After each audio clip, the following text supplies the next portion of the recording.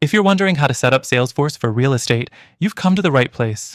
In this video, I'll walk you through the key steps to get Salesforce working for your real estate business, from organizing leads to tracking sales, and we'll do it quickly.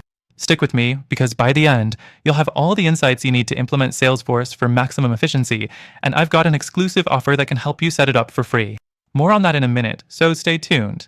To start, let's break down the core elements of Salesforce you'll need for real estate. First thing you need to know is that Salesforce is a CRM tool that helps you manage relationships and track every lead.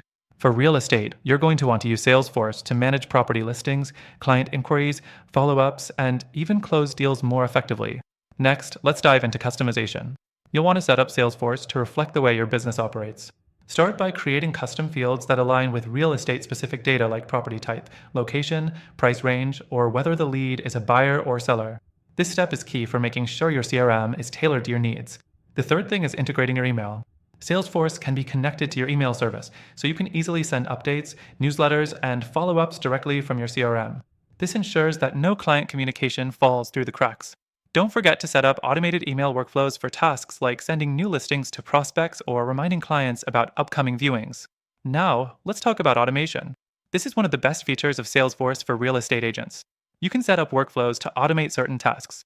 For example, after a potential client fills out an inquiry form on your website, Salesforce can automatically categorize them as a lead and assign them to an agent. This saves you tons of time and ensures that nothing is missed. The fifth thing is managing your pipeline. Salesforce allows you to create a sales funnel specifically for real estate deals. You can track the entire process from initial inquiry to property viewing to closing, all in one place.